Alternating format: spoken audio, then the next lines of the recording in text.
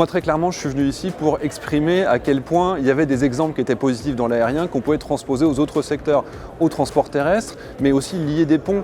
L'aérien qui va travailler avec l'agriculture ou qui va travailler avec l'énergie, il y a aussi un potentiel de travail avec le milieu du tourisme pour réduire les émissions de CO2, pour faire des choix, pour orienter le client vers ce qui va être le plus efficace. Choisir les meilleures compagnies aériennes, celles qui vont permettre de réduire le bilan carbone global d'un voyage, et choisir également les hôtels, par exemple, qui vont être les plus efficaces, ceux qui auront investi dans la biomasse ou dans les carburants alternatifs durables pour le trajet, ou alors qui vont avec des voitures électriques.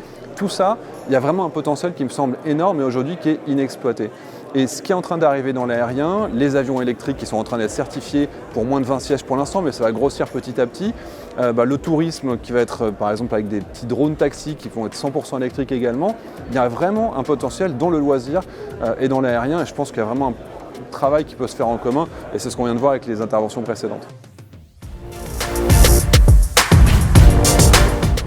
Sur les évolutions qu'on peut voir dans le secteur entre les quelques années qui viennent de passer, qui ont accéléré une tendance de fond qui était évidemment à la réduction des émissions de CO2.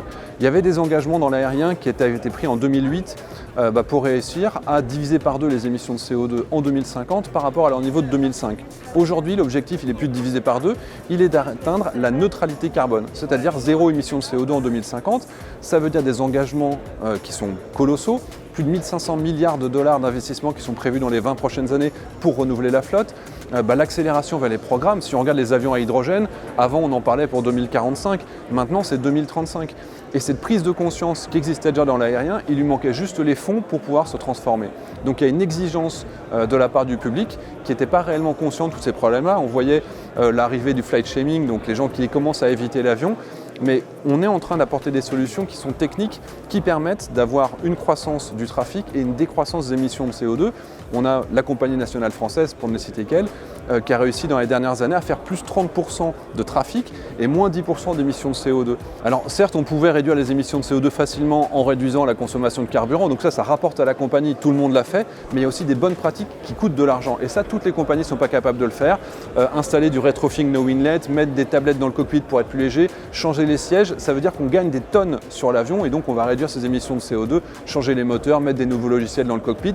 Tout ça, ça peut être tout à fait favorable. Donc aujourd'hui, le secteur il s'est engagé massivement, il faut simplement l'aider, pourquoi pas même politiquement, mettre des bonus-malus pour que les avions écolos soient favorisés sur les aéroports, sur les taxes d'atterrissage, sur les taxes de survol. Il y a vraiment beaucoup de choses qui pourraient être faites pour encore accélérer cette transition et les politiques ont toute leur place là-dedans.